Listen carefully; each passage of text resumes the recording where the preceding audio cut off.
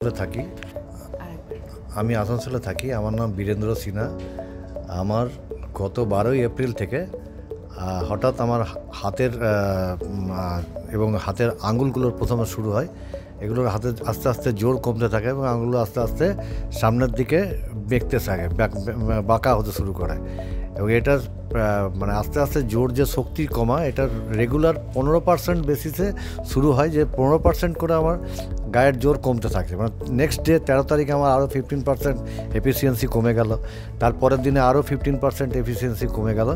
এইভাবে ব্যাপারটা চলতে চলতে এর মধ্যে আমি তার মধ্যে একটা সোমবার পরে, সেই সোমবারে আমি একজন অর্থোপেডিক ডাক্তারের কাছে যাই, ডক্টর রাজশ্রী মুখার্জি আসানসোলের। উনি আমাকে সঙ্গে সঙ্গে এমআরআই করতে পাঠান এবং কিছু ব্লাড টেস্ট দিয়ে দেন। তো দেওয়ার সেই রিপোর্টগুলো পেতে আমার মোটামুটি 17 তারিখ হয়ে গেল, মানে বৃহস্পতিবার। 17 তারিখে উনি দেখে বললেন এটা অর্থোপেডিকের কোনো ব্যাপার নয়, এটা নিউরোলজিস্টের কাছে যান আপনি, এবং আপনার এটা নার্ভের সমস্যা।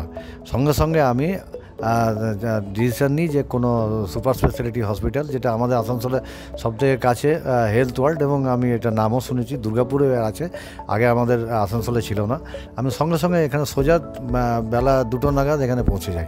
পৌঁছে যাওয়ার সঙ্গে সঙ্গে এখানে আমাকে তো এমার্জেন্সিতে আমাকে সঙ্গে সঙ্গে ভর্তি করে নেয়, এবং আমি এখানে ডক্টর অভিষেক চৌধুরী, যিনি একজন খুব ভালো নিউরোলজিস্ট, তিনি সেই সময় ছিলেনও। তিনি আমাকে চেক করে তিনি ব্যাপারটা মানে তিনি দেখেই বুঝতে পারেন যে এটা একটা গুলেনবারি সিনড্রোম বলে একটা অসুখ, যেটার আপনার আস্তে আস্তে সমস্ত শরীর, পুরো নার্ভগুলো অকেজ হয়ে যাবে, এবং তারপরে যখন বডির ভিতরে যখন হতে শুরু করবে, তখন লাং এগুলো যখন আর কাজ করবে না, তখন শ্বাসকষ্ট শুরু হবে, এবং তার মানে পরিণতি মারাত্মক হয়ে যেতে পারে। তো এইটা উনি সঙ্গে সঙ্গে দেখেই উনি ডায়াগনোসিস করেন, এবং আমাকে অ্যাডমিশন করে আমি 5টার সময় আইসিইউতে চলে যাই, এবং 8টার মধ্যে আমার ট্রিটমেন্ট উনি শুরু করে দেন। যে মেডিসিনটা লাগে, সেই মেডিসিনটা খুব কস্টলি। মেডিসিনটা মোটামুটি এক একটা 100 ml এর দাম 20,000 টাকা মতো, কিন্তু সেই মেডিসিন সব জায়গায় অ্যাভেলেবেল থাকে না, এখানে সেটা ছিল। সঙ্গে সঙ্গে উনি সেই 2 ফাইল মেডিসিন সঙ্গে সঙ্গে শুরু করে দেন, এবং 2 দিন পর থেকে আমি আস্তে আস্তে আবার বুঝতে পারি যে আমার ওই যে ডিটোরেট করছিল সেটা আস্তে আস্তে স্টপ হয়ে যাচ্ছে, এবং আস্তে আস্তে আবার আমি আগের অবস্থাতে ফিরছি। যেটা উনি বলে দেন যে এটা অনেক সময় লাগবে, হয়তো সেটা মানে 1 বছরও লাগতে পারে। কিন্তু দেখা যাচ্ছে আমি আজকে 17 তারিখে ভর্তি হওয়ার পর 24 তারিখে আমি বাড়ি যাচ্ছি, আমাকে উনি ডিসচার্জও করে দিয়েছেন। আমি মোটামুটি 30 থেকে 25% এফিসিয়েন্সি আবার ফিরে পেয়ে গেছি, এবং আমি হাঁটতেও পারছি, সব কিছু করতে পারছি। তবে সেরকম নয়, কিন্তু এটা বুঝতে পারছি যে এটা ফিজিওথেরাপি, এবং রেগুলার আস্তে আস্তে অ্যাক্টিভিটি বাড়ালে আস্তে আস্তে এটা আবার রিকভারি হয়ে যাবে। এবং উনিও বলেছেন, মাঝে মাঝে উনি ফলো আপ চেক আপে আসতে বলেছেন, এবং উনি বলেছেন না, চিন্তার কিছু কারণ নাই।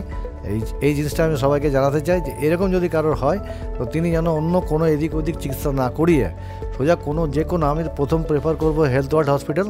আর তাছাড়া যদি তিনি কাছাকাছি যে কোনো হসপিটালে কোনো ভালো নিউরোলজিস্টের কাছে যেন পৌঁছে যান, এটুকুই আমার সবার কাছে রিকোয়েস্ট, এটা সবাই করবে।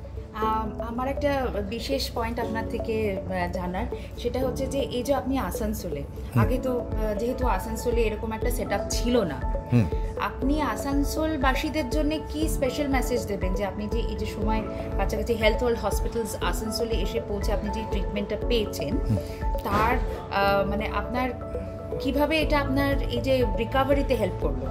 না, হেলথ ওয়ার্ল্ড না থাকলে আমি সোজাসুজি নাম করি, দুর্গাপুরের কোনো সুপার স্পেশালিটিতে যদি আমাকে যেতে হতো, তো সেখানে আমি বেড পেতে আমার মোটামুটি 7-8 ঘন্টা সময় লাগতো। এবং এর আগে এরকম ঘটনা অন্য কেসে আর কি, অসুস্থ হয়ে যেতে মেডিকেল কেয়ারের জন্য গিয়েছি 8-10 ঘন্টা 12 ঘন্টা লাগে। আমার ক্ষেত্রে কিন্তু আওয়ারলি ডিটোরেট করছিল, তখন সেই মুহূর্তে যদি সেই অবস্থায় 8-10 ঘন্টা পরে আমার যে ইয়েটা দাঁড়াতো, কন্ডিশনটা, সেই কন্ডিশনটা রিকভার করতে আমি আজকে যে আছি তার থেকে আরও 1 মাস সময় লেগে যেত, কেননা সেই জায়গা থেকে আমাকে আবার ফিরে আসতে।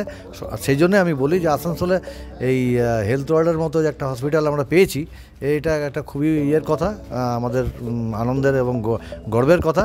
এবং সেটা আমি সবাইকেই বলবো যে যদি এরকম কোনো এমার্জেন্সি হয়ে যায়, সঙ্গে সঙ্গে যেন অন্য কিছু না চয়েস করে এখানেই চলে আসে, এটাই বলবো আমি।